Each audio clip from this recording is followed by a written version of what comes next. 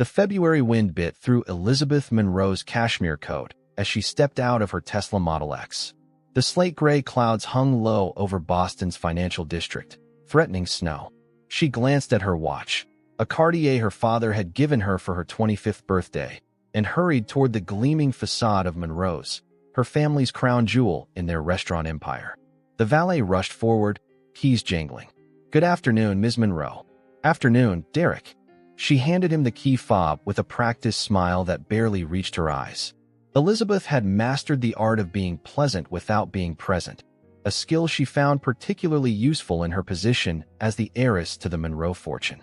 As she approached the heavy oak doors with their polished brass handles, she noticed an elderly woman huddled against the brick wall just to the left of the entrance. The woman wore several layers of mismatched clothing, all worn thin from overwashing or age. Her silver hair peeked out from beneath a faded red knit cap, and her hands, red and chapped from the cold, clutched a small cardboard sign. "Please," the woman whispered as Elizabeth passed. "I haven't eaten in 2 days. Just some bread." Elizabeth's stride faltered for just a moment. Something in the woman's eyes, a faded blue that must have once been striking, caught her attention. But then her phone buzzed with a text from her lunch companions, and the moment passed. She straightened her shoulders and continued past, the heavy doors swinging shut behind her with a definitive thud. Inside, the restaurant was a sanctuary of warmth and luxury. The hostess, Gabriella, greeted her with genuine warmth. "Ms. Monroe, your usual table is ready. The others haven't arrived yet." Perfect timing then. Elizabeth removed her coat, revealing a tailored navy suit that had cost more than what many people made in a month.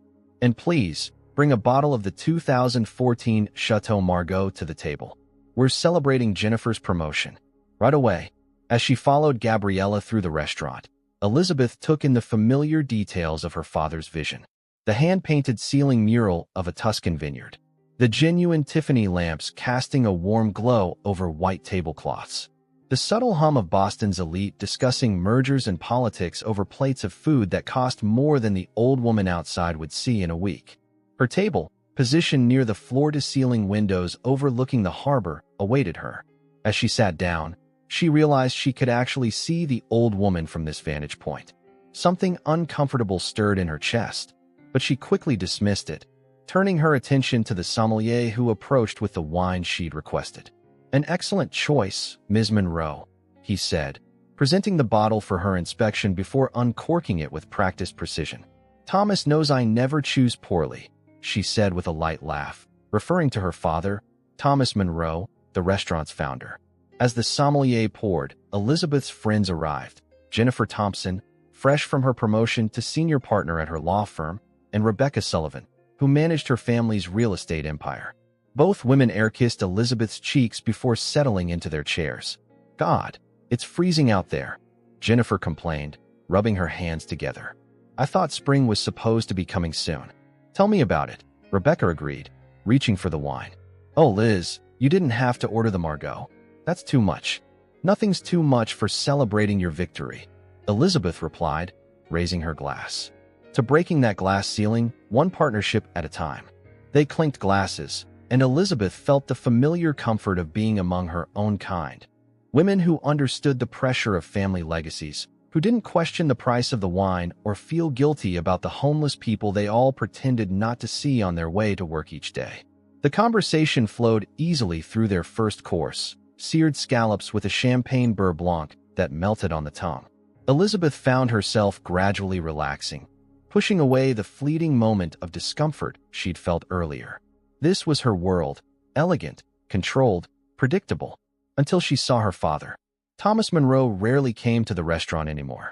At 68, he had stepped back from daily operations, letting Elizabeth and their team of managers handle the business while he focused on the charitable foundation he'd established 3 years earlier.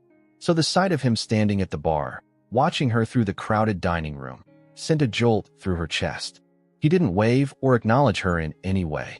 He simply observed, his face unreadable, before turning to speak with the bartender. Elizabeth felt suddenly self-conscious, as though she'd been caught doing something wrong. "Earth to Liz," Jennifer was saying, waving a hand in front of her face. "You zoned out there. I was asking if you're coming to the charity gala next weekend. Oh, sorry. Elizabeth forced her attention back to her friends. Yes, of course. Father insisted we take a table. The lunch continued, but Elizabeth couldn't shake the feeling of her father's gaze, even though he disappeared into the back office. She found herself glancing toward the window more than once, where the old woman still sat huddled against the building. By the time they finished their dessert, a deconstructed tiramisu that was the chef's specialty, Elizabeth had almost convinced herself she was imagining things.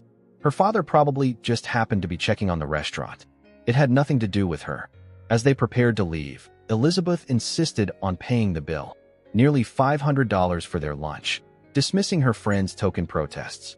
It's on the house anyway, she said with a wave of her hand, though this wasn't strictly true. Every meal was accounted for, even hers.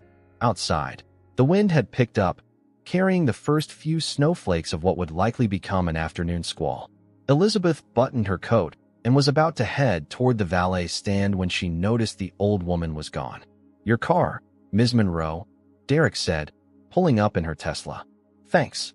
She handed him a $20 tip, an automatic gesture, and slipped into the heated leather seat. As she drove away from Monroe's, Elizabeth turned up the heat and the radio, trying to drown out the nagging feeling that had settled in her chest. She didn't know it then, but that ordinary Tuesday lunch would be the last normal day of her life. Something had shifted, something she couldn't yet see. A crack in the foundation of the world she had always known. And it had all started with a simple request for bread, ignored. Thomas Monroe sat in his office at the back of the restaurant, fingers steepled under his chin. Through the one-way glass window, he could see the elegant dining room he had designed down to the last detail 15 years ago. The heavy oak tables had been imported from Italy. The wine cellar boasted bottles worth more than cars. And his daughter, his only child, sat laughing with her friends, oblivious to the moment that had just broken his heart. He reached for the framed photograph on his desk, himself at age 9, standing in front of St. Catherine's Shelter in South Boston. The black and white image couldn't capture the biting cold of that winter or the gnawing emptiness in his stomach. But it preserved something else, the determined set of his jaw, even then. Mr. Monroe? His assistant, Diane, appeared in the doorway. You're 3 o'clock, called to reschedule. That's fine. He waved her away, still distracted by what he had witnessed. Diane, did you notice the elderly woman outside the entrance today? Diane hesitated. Yes, sir. She's been there a few days now. The manager asked if we should call someone to have her moved. Thomas's jaw clenched. And did we have her moved? No, sir. I told him to wait for your instructions. Good. He stood up, decision made. Find out if she's still there. If she is, bring her inside through the back. Have chef make her a proper meal. And find her a quiet place to eat it. Diane nodded, unsurprised by the request. In the 12 years she had worked for Thomas Monroe, she had seen this side of him often, though his daughter and most of Boston society rarely did. Left alone, Thomas turned back to the window. Elizabeth was signing the check now, not even glancing at the total. He watched as she air-kissed her friends goodbye, every inch the Monroe heiress. But she hadn't always been this way. He remembered her at 6, insisting they bring hot chocolate to the men who slept in the park near their Beacon Hill home. At 10, using her allowance to buy school supplies for a classmate whose family couldn't afford them. What had happened to that girl? When had she become someone who could walk past suffering without flinching? The answer made him uncomfortable. Because the truth was, he had done this to her, not intentionally, but through 1,000 small decisions meant to protect her from the pain he had known. Thomas had never wanted Elizabeth to understand what real hunger felt like. He'd been 9 when his mother died, leaving him and his father with nothing. His father, broken by grief and the bottle, could barely hold a job. They'd lost their apartment within months. By the time Thomas was 11, he'd learned to supplement their meager meals by scrounging behind restaurants and grocery stores. The memory still made his stomach clench, the humiliation of digging through other people's discards, the triumph of finding a half-eaten sandwich that hadn't yet spoiled. Then came the winter his father simply didn't wake up one morning in the shelter. Pneumonia, the doctors said. Thomas was 12, suddenly alone in the world except for a distant aunt in Dorchester who took him in more out of duty than affection. Mr. Monroe? Diane was back. She's still there. I've asked her to come in, but she's refusing. Thomas frowned. Why? She says she doesn't want charity. She just wants to work. Diane looked uncomfortable. Sir, she mentioned knowing you. From before. Something cold washed through him. What's her name? Margaret. Margaret Donovan. The name hit him like a physical blow. Margaret Donovan had been a cook at St. Catherine's when he lived there, a stern woman with kind eyes who would slip him extra bread when his father was too drunk to come to meals. She had been middle-aged then. She would be in her 80s now. I'll talk to her myself. He grabbed his coat and headed for the service exit, ignoring the startled looks from the kitchen staff as he passed through. Outside, the snow was falling more heavily now, dusting the shoulders of the woman huddled against the building.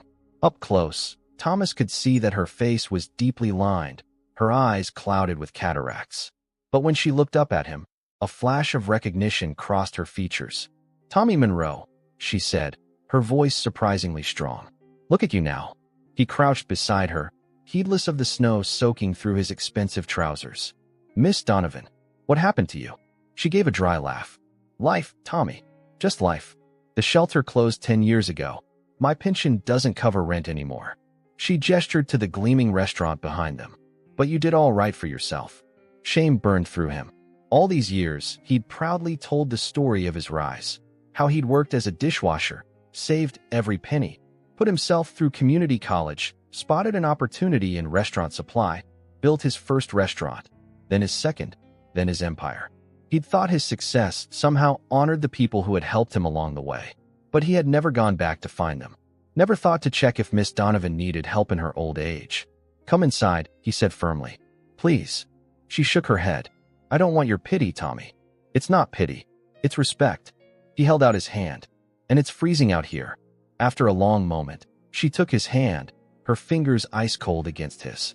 He helped her up gently, supporting her frail frame as they made their way to the service entrance. Inside, the warmth hit them like a wall. "Chef," Thomas called, and the busy kitchen quieted immediately. "This is Miss Donovan. She taught me everything I know about the importance of a hot meal. Prepare her the best we have to offer." The chef, Jean-Pierre, nodded without hesitation. "Of course, Mr. Monroe.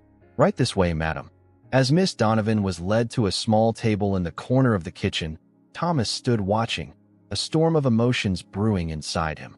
He had built all this, the restaurant, the empire, his daughter's privileged life, on the foundation of lessons learned in poverty. But somewhere along the way, those lessons had been forgotten. He had given Elizabeth everything he had never had: private school at Windsor, summers in the vineyard, winters in Aspen, a penthouse apartment on Commonwealth Avenue when she graduated from Harvard. He had thought he was giving her the world. Instead, he might have taken something precious from her: the ability to see past her own comfort, to feel the pain of others. "Mr. Monroe?" It was Diane again. "Your daughter has left." He nodded, still watching as Miss Donovan cautiously tasted the soup Jean-Pierre had placed before her. The look of surprise and pleasure on her face made something twist in his chest. "Have my car brought around," he said quietly, "and find out where Miss Donovan has been staying. I want to know everything. How she ended up on the street, what happened to her pension, all of it." "Yes, sir." Thomas Monroe had built his fortune by recognizing opportunities others missed. Now he recognized something else, a chance to right a wrong, to realign the moral compass of his family before it was too late. Not just for Miss Donovan, but for Elizabeth.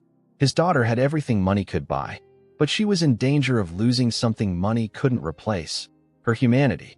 As he drove home through the swirling snow, the plan began to form in his mind. It would be radical.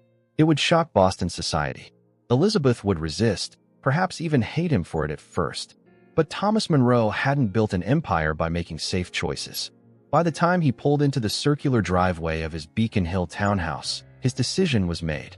It was time for Elizabeth to learn the lesson he should have taught her long ago: that the true measure of a person isn't what they have, but what they're willing to give.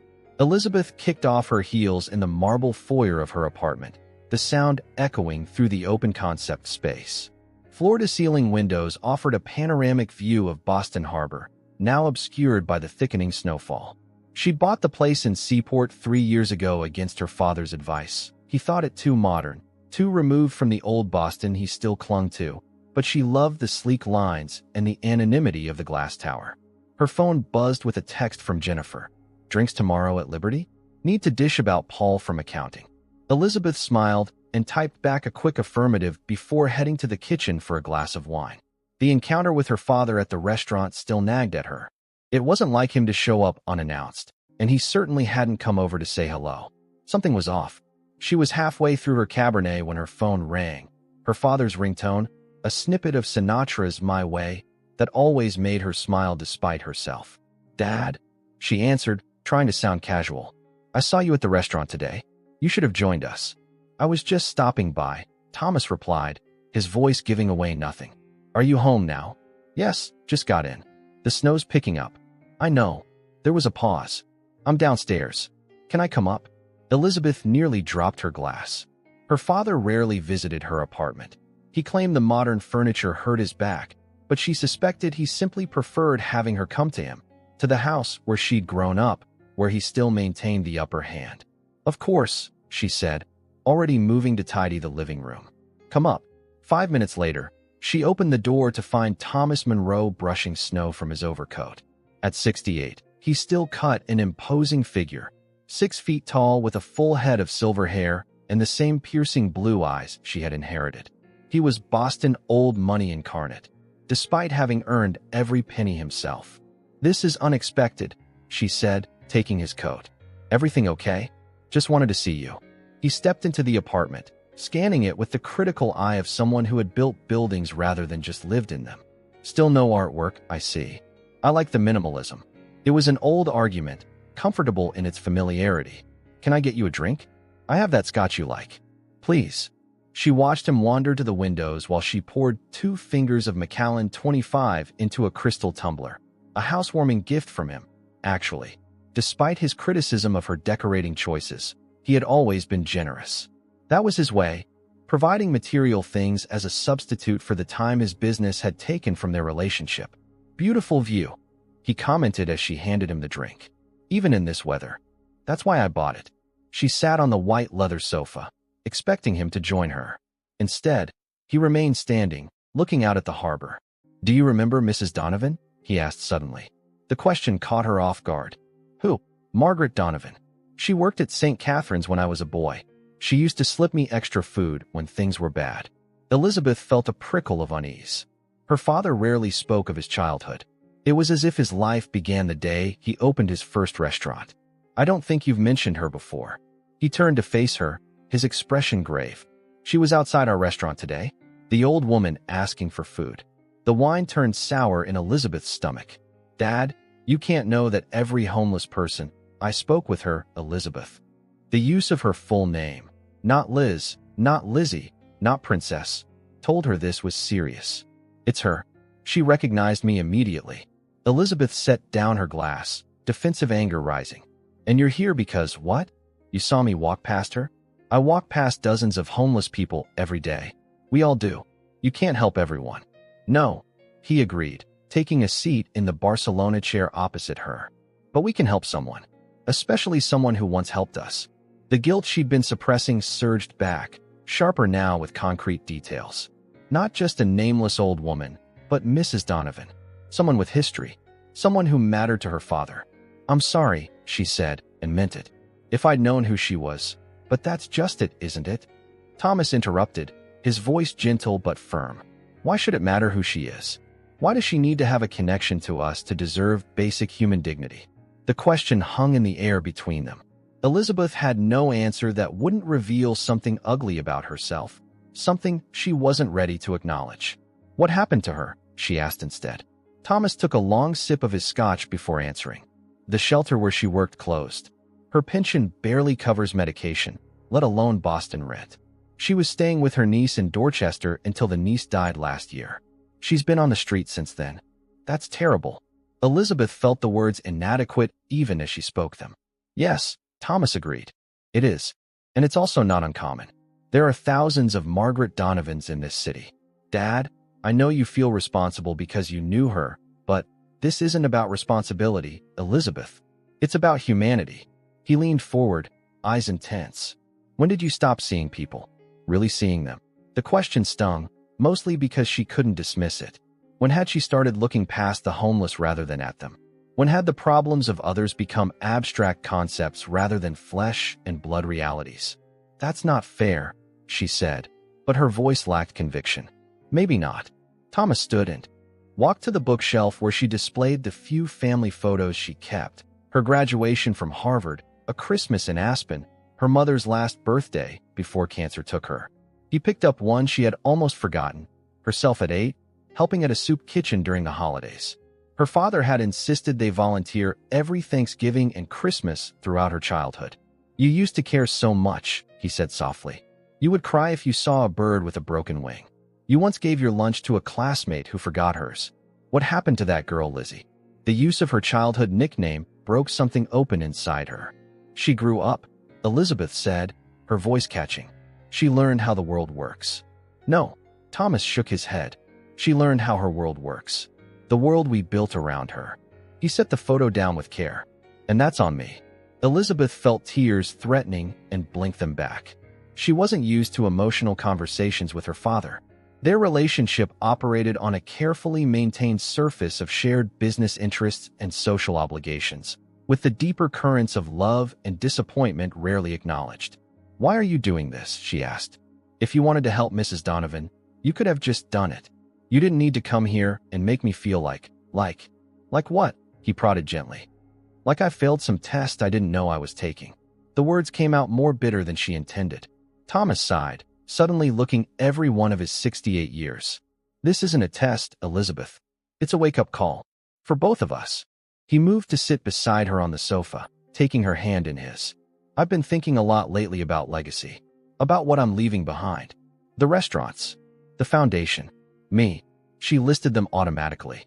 "Things. Organizations. Even you. I've spent more time ensuring your financial future than I have shaping your moral one." His fingers tightened around hers. "I failed you, Lizzie. I wanted to give you everything, and in the process, I might have taken away the most important thing, the ability to see yourself in others, especially those who are suffering." The tears came now, despite her efforts. "That's not true." But even as she denied it, memories surfaced. How she'd stopped volunteering after college. How she'd redecorated her entire apartment on a whim last year while haggling over a $5 tip. How she'd stopped making eye contact with the man who sold newspapers outside her building. Thomas reached into his pocket and pulled out a battered leather wallet. From it, he extracted an old, folded photograph. He handed it to her wordlessly. Elizabeth opened it carefully. The black and white image showed a young boy, her father, she realized, standing in what looked like a food line. His clothes were ragged, his expression a mixture of defiance and shame. "I was 9, Thomas said quietly. "It was my 3rd day at St. Catherine's. My father had disappeared on a bender, and I was trying to be brave. Mrs. Donovan saw right through it. She gave me her own lunch that day, said she wasn't hungry, though I learned later she went without. That was the day I promised myself I'd never be hungry again." Elizabeth stared at the photo, trying to reconcile this thin, haunted boy with the powerful man beside her. "Why have I never seen this before?" "Because I wanted to protect you from knowing how bad it was. I wanted you to have what I never did. Security, confidence, the certainty that you belonged in any room you entered." He took the photo back, looking at it with a mixture of tenderness and pain. "But I think I protected you too well. I gave you the armor without explaining why some people don't have any." The silence that followed was heavy with unspoken truths. Outside, the snow continued to fall, insulating them from the world. "What are you going to do about Mrs. Donovan?" Elizabeth finally asked. "I've already done it. She's at the house, in the guest room. Margaret Donovan will never spend another night on the street." There was a finality in his tone that Elizabeth recognized, the same tone he used when closing business deals. "But that's just the beginning." "Beginning of what?" Thomas stood, moving back to the windows. Against the darkening sky, his reflection looked ghostly, insubstantial. "I'm making changes, Elizabeth. Big ones. And I want you with me on this, but I'll do it either way." Something in his voice sent a chill through her that had nothing to do with the snow outside. "What kind of changes?" He turned to face her, and in his eyes she saw a resolve that both frightened and fascinated her. "Come to the house tomorrow night for dinner. Meet Margaret properly. Then we'll talk about what comes next." As he gathered his coat to leave, Elizabeth felt as though the ground beneath her was shifting. Something fundamental was changing, and she wasn't sure she was ready for it. "Dad," she called as he reached the door. "I am sorry. About today. About not seeing her." Thomas paused, his hand on the doorknob. "I know, Princess. That's why there's still hope." He gave her a sad smile. "The real tragedy would be if you weren't sorry at all."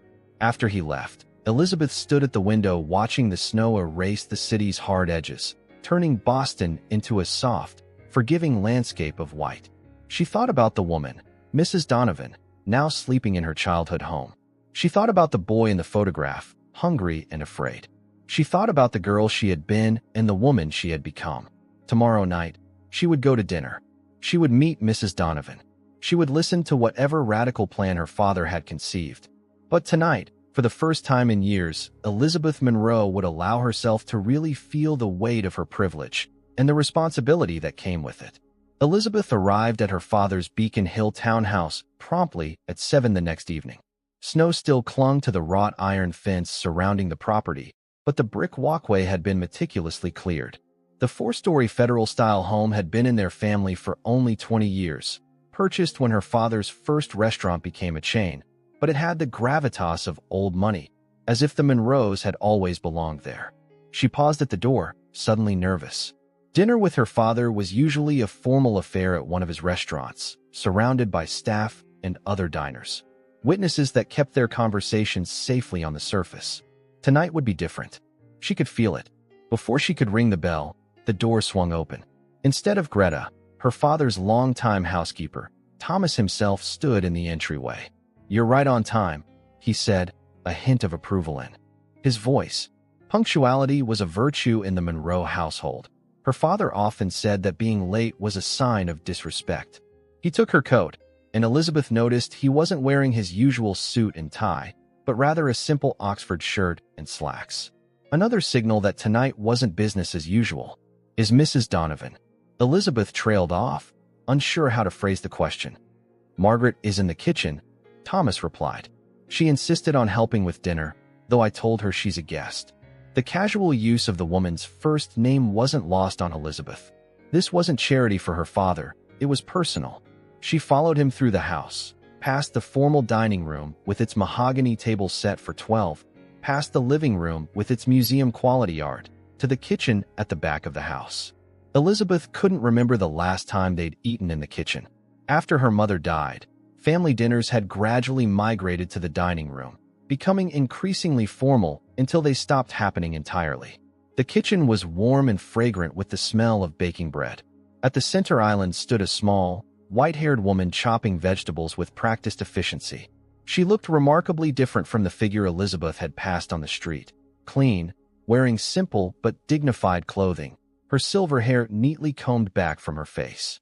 But the eyes were unmistakable, clear blue despite the cataracts clouding their edges.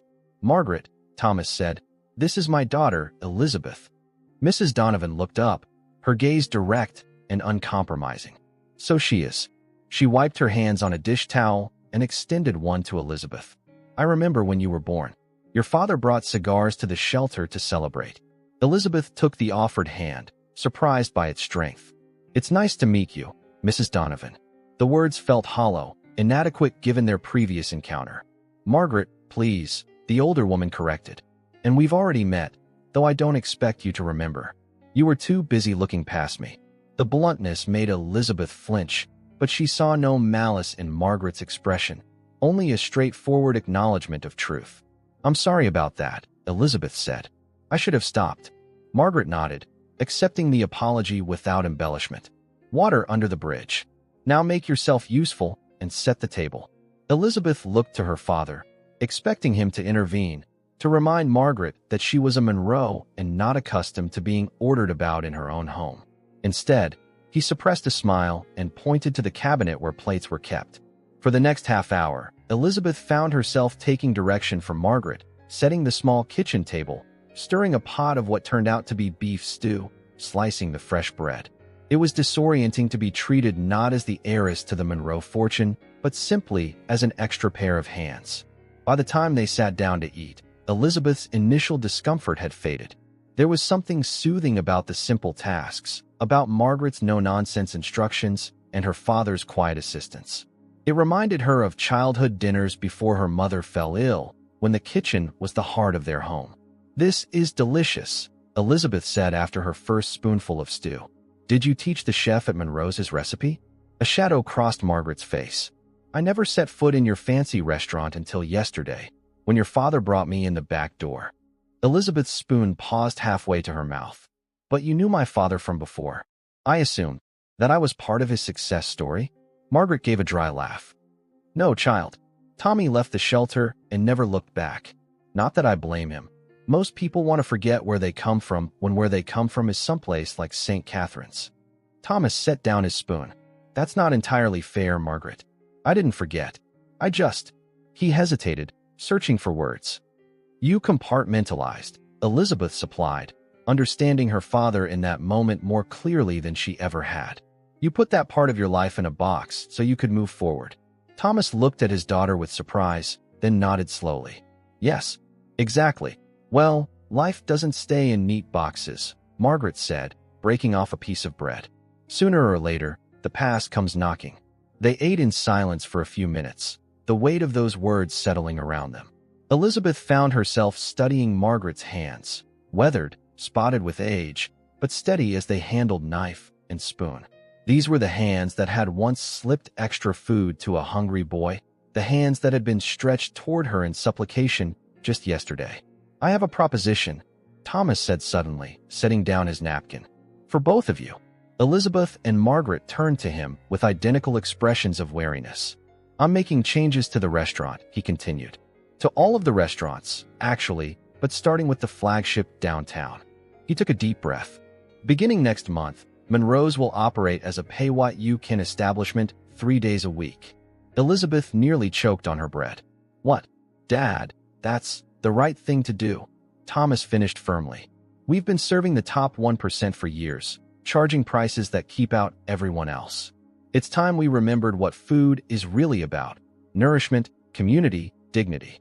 Margaret was watching Thomas with narrowed eyes. "And what exactly do you want from me in this grand plan of yours, Tommy?" "Your expertise," he replied simply.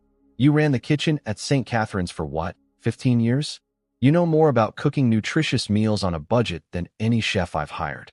I want you to consult on the new program." "Consult," Margaret repeated skeptically. "With full salary and benefits," Thomas added. "And a permanent place to live, if you want it." Elizabeth set down her glass with more force than necessary. "Dad, you can't seriously be considering turning our 5-star restaurant into some kind of soup kitchen." "Not a soup kitchen," Thomas corrected.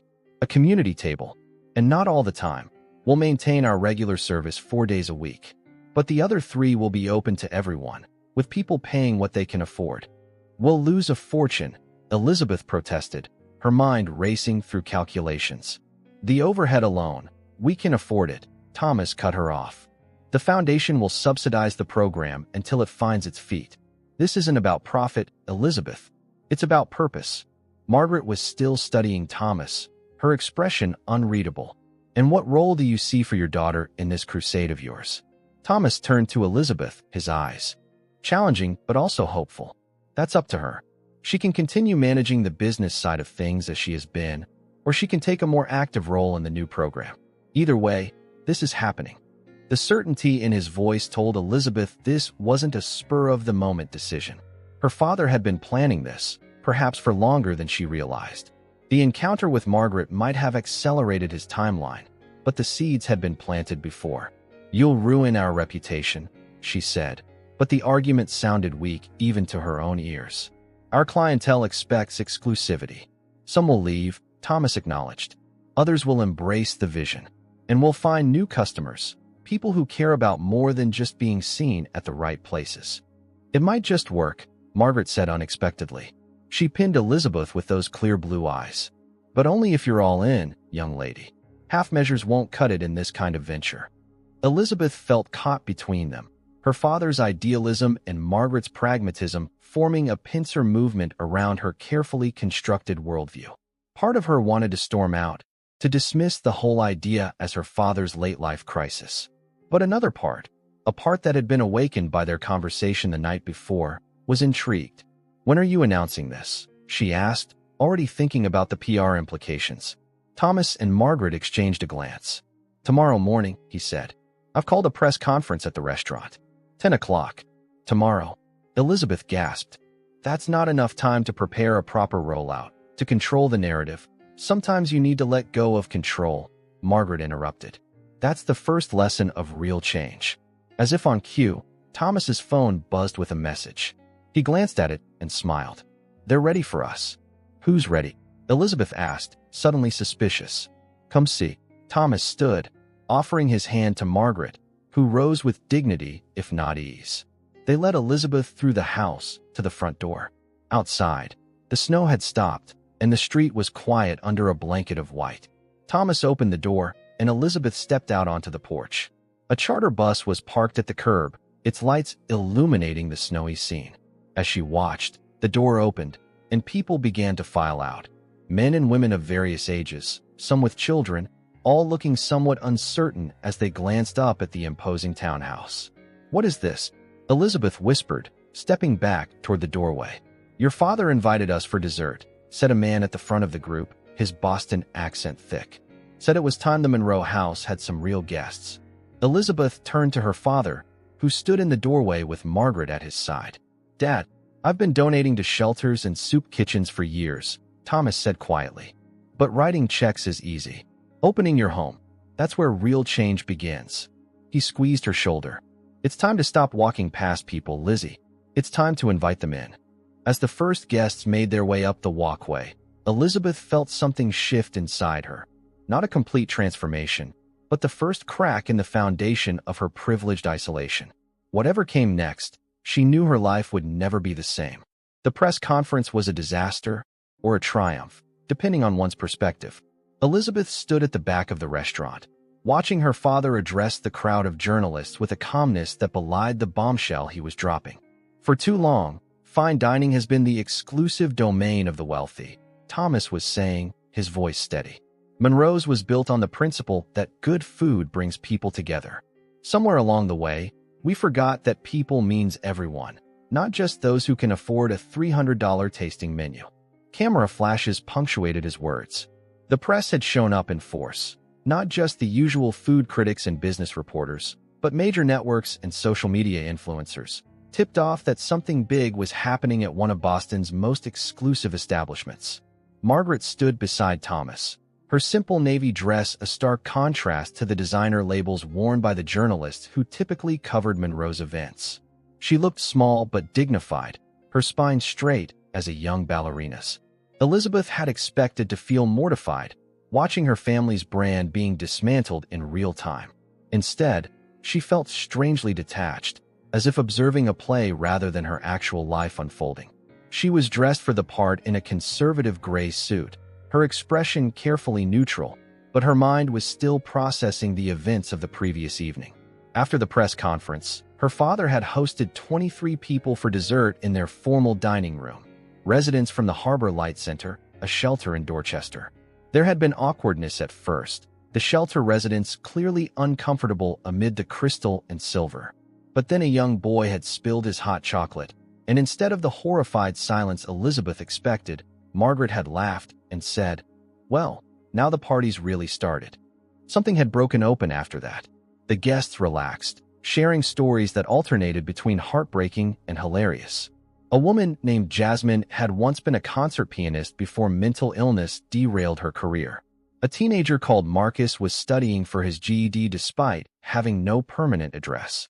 An elderly man, James, had worked construction on several of the buildings her father now owned, before an accident left him disabled and eventually homeless.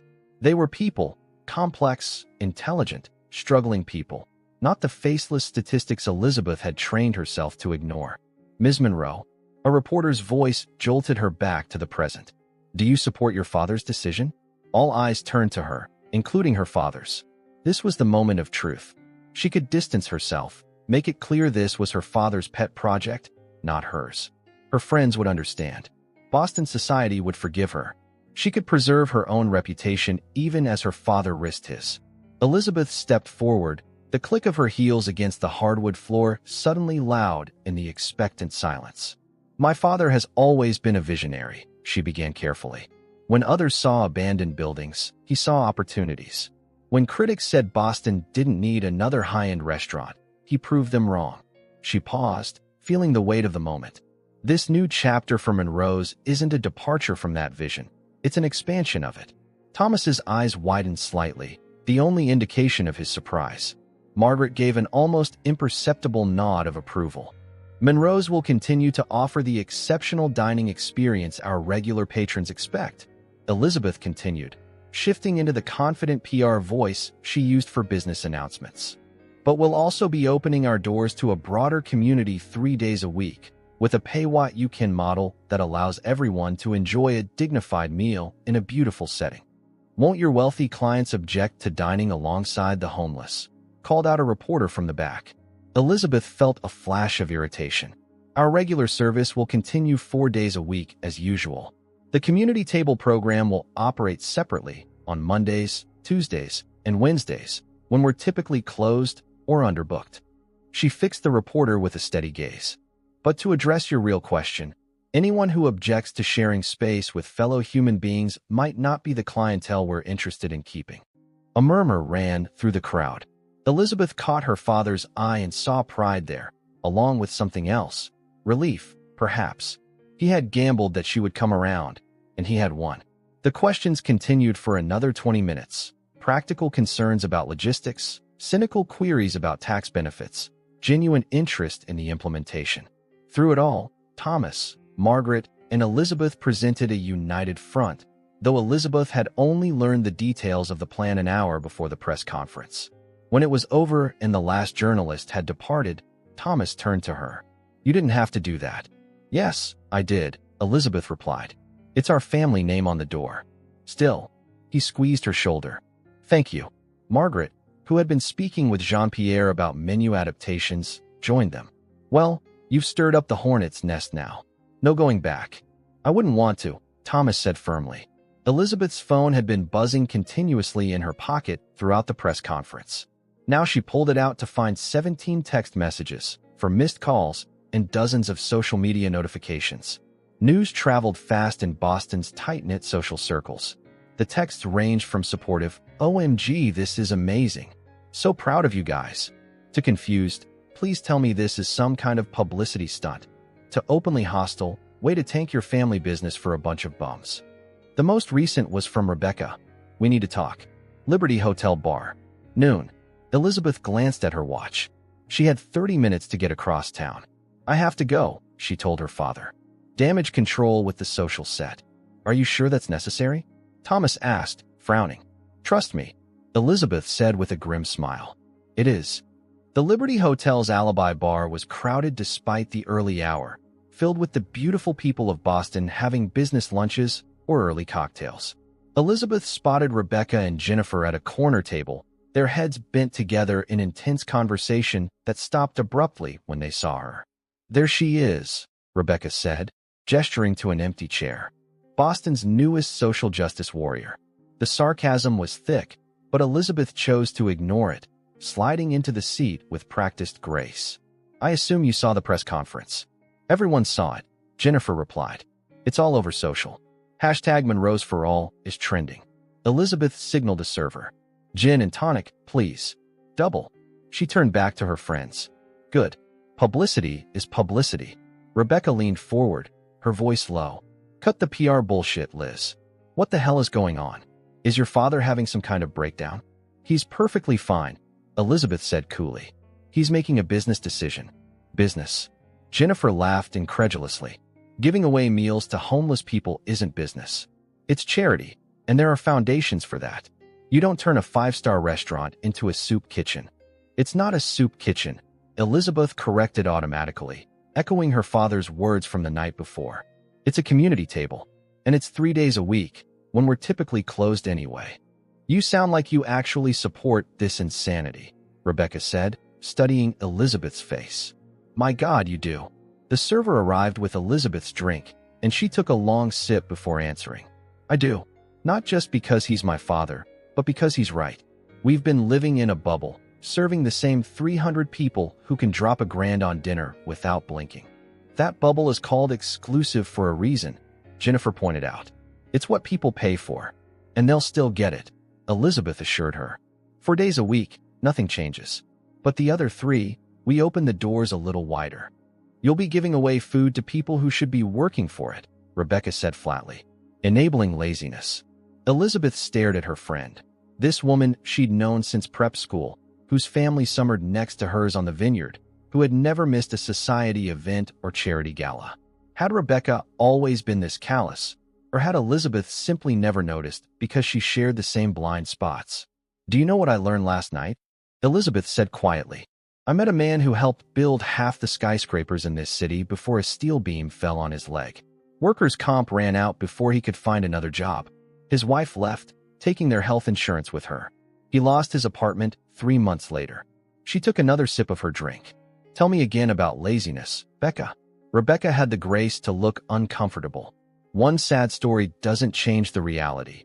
It's not one story, Elizabeth interrupted. It's thousands of stories. Stories I never bothered to hear because I was too busy ordering another bottle of champagne while complaining about the service. An awkward silence fell over the table. Jennifer fidgeted with her napkin, avoiding eye contact. Rebecca studied Elizabeth with narrowed eyes. Who are you right now? Rebecca finally asked. Because you sound like one of those activists who protest outside our fundraisers. The question hit Elizabeth harder than she expected. Who was she? 24 hours ago, she would have answered without hesitation. Elizabeth Monroe, heiress, businesswoman, fixture of Boston society. Now, the edges of that identity felt blurred, uncertain. I'm still me, she said slowly. I'm just seeing things differently. Because of some homeless woman your father has a weird attachment to? Jennifer asked skeptically. Her name is Margaret, Elizabeth said, surprised by the sharpness in her own voice. And she helped my father when he had nothing. Without her, there might not be a Monroe's restaurant for us to argue about. The revelation landed like a stone in still water, ripples of surprise crossing both women's faces. Your father was homeless? Rebecca whispered, leaning in. I thought he was just, regular poor before he made it. Elizabeth gave a humorless laugh. Regular poor. As if there's anything regular about not knowing where your next meal is coming from. She finished her drink and stood. I have to get back to the restaurant. We're planning the first community dinner for next Monday. Liz, wait. Jennifer caught her wrist. We're just concerned. This is so unlike you. Maybe it shouldn't be, Elizabeth replied, gently extracting her arm. Maybe I should have been more like this all along. She left them there, their expressions a mixture of confusion and concern, and stepped out into the bright spring afternoon. Her phone buzzed with a text from her father. Reporters want follow-up interviews. Your call if you want to handle them. 6 months ago, Elizabeth would have immediately taken control, crafting careful statements that maximized PR value while minimizing actual commitment. Today, she texted back, set them up. I'll be there in 20. As she walked toward the parking garage, she passed a man sitting on the sidewalk, a cardboard sign propped beside him.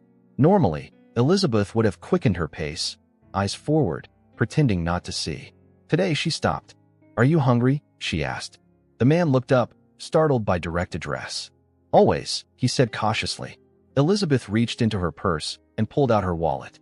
Instead of the perfunctory dollar she might have offered before, when she bothered to offer anything, she extracted a 20 and her business card. There's a good sandwich place around the corner, she said, handing him the money. And starting Monday, you can come to this address for dinner. Just tell them Elizabeth sent you. The man took both items with a bemused expression. For real? For real, she confirmed, and continued walking. It was a small gesture, barely a drop in the ocean of need that surrounded her. But as she got into her car, Elizabeth realized something important. For the first time in years, perhaps ever, she felt genuinely good. Not the fleeting pleasure of a purchase or the satisfaction of closing a deal, but something deeper and more substantial. She caught her reflection in the rearview mirror and was surprised to see tears in her eyes. The woman looking back at her was both familiar and strange, still Elizabeth Monroe, but with the first glimpses of someone new emerging. The transformation had begun. 6 months passed in a whirlwind of change. The first community dinner at Monroe's had been chaotic but successful, a line stretching around the block, staff both nervous and excited, media cameras capturing every moment. There had been hiccups.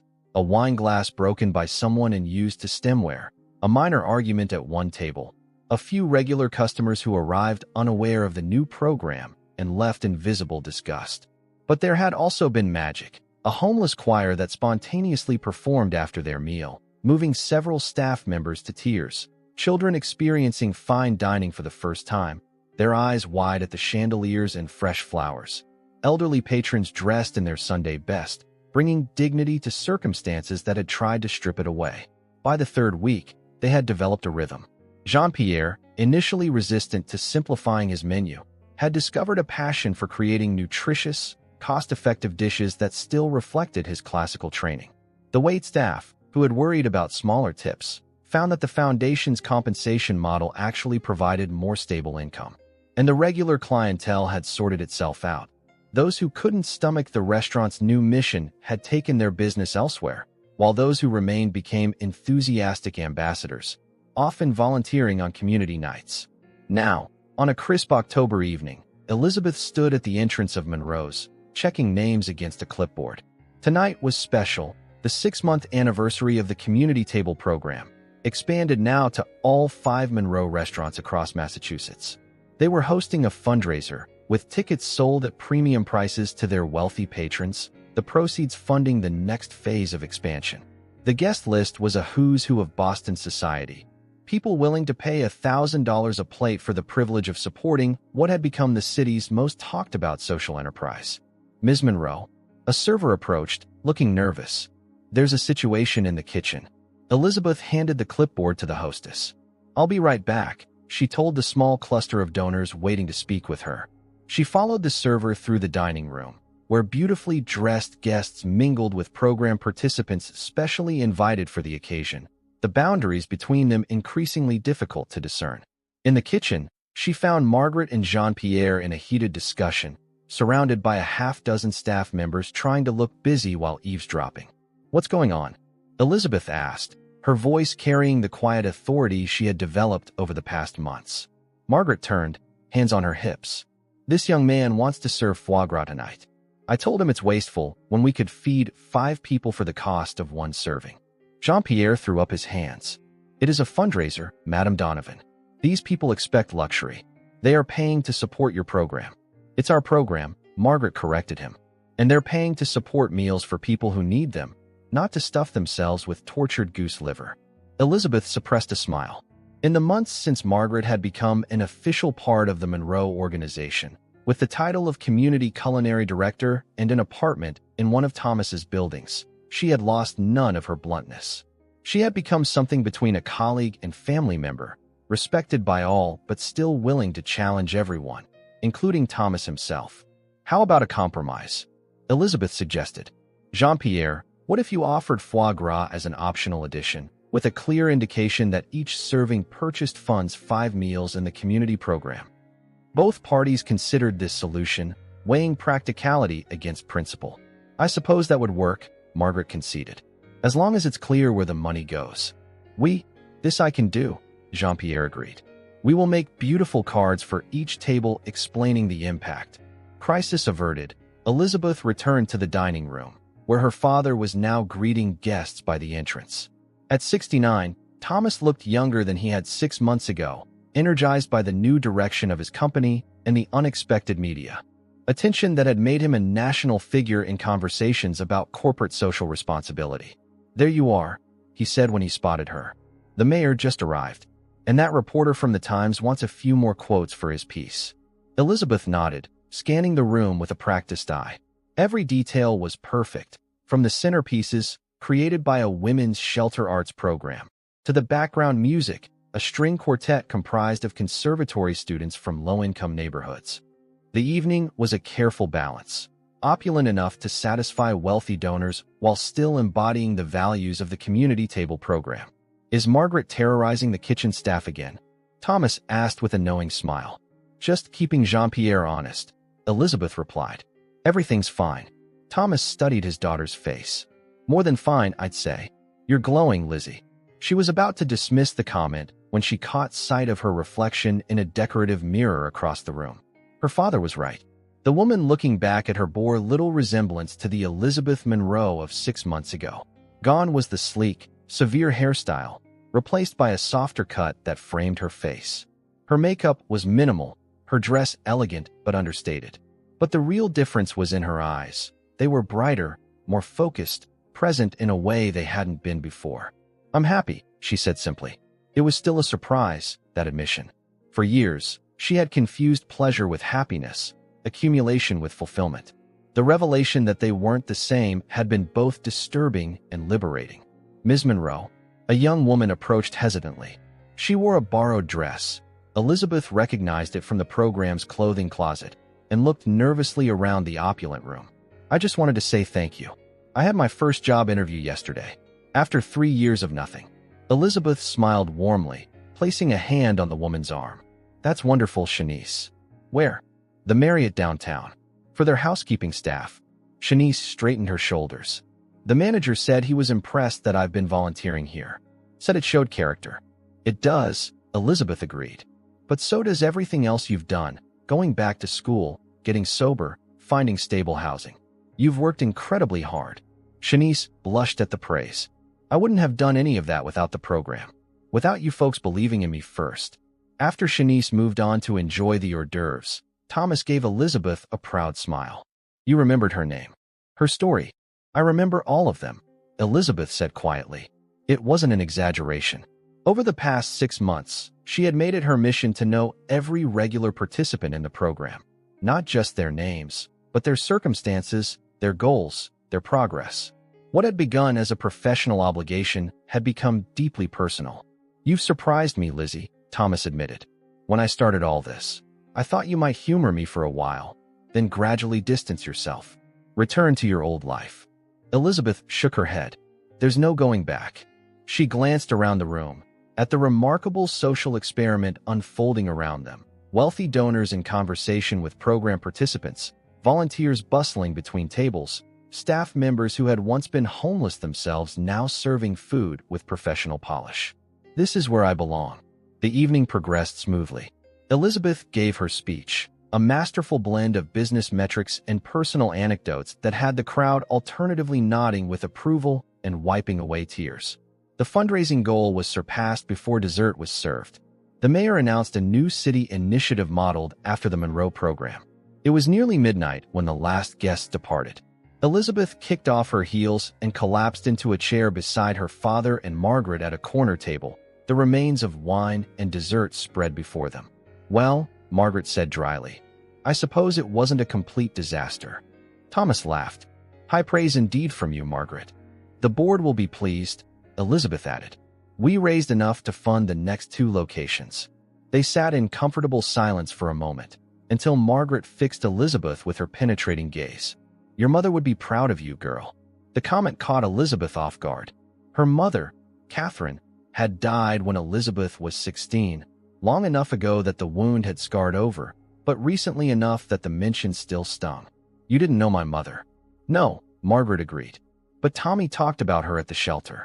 Said she was the one who insisted on those Thanksgiving volunteering days, even when you were small. Said she always worried you'd grow up too privileged to see clearly." Elizabeth looked to her father, who nodded confirmation. "Your mother came from money, but she never let it blind her," he said quietly.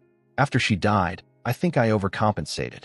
Tried to protect you from everything, including the reality of how most people live." "We both wound up blind," Elizabeth acknowledged. "You to your past, me to my privilege." "Well, you're seeing clearly now," Margaret said briskly, rising from her chair with a slight wince. Her arthritis was acting up again. "I'm heading home. Some of us still work for a living." This was a running joke. Margaret technically worked part-time as a consultant, but she had become the heart and soul of the community table program, working far more hours than her contract specified. After she left, Thomas and Elizabeth sat together in companionable silence. The restaurant was empty except for a few staff members tidying up, their movements a quiet backdrop to the father-daughter moment. "I'm thinking of retiring," Thomas said suddenly. "For real this time." Elizabeth looked at him in surprise. "But the program is just taking off. The new locations, the foundation work, all of which you're managing beautifully," he pointed out. "You don't need me anymore, Lizzie. The company doesn't either." "That's not true," she protested, though she knew it was. Over the past months, she had gradually taken over day-to-day operations, not just of the community program, but of the entire Monroe restaurant group. Her father had been stepping back, offering guidance, but leaving decisions to her. "It is true," he insisted gently, "and it's as it should be. I'm an old man, Elizabeth. I want to travel while I still can. Maybe do some writing. People keep asking for my memoirs." Elizabeth tried to imagine the company without her father's presence, his office empty, his name on documents, but not on daily decisions. It was both frightening and exhilarating.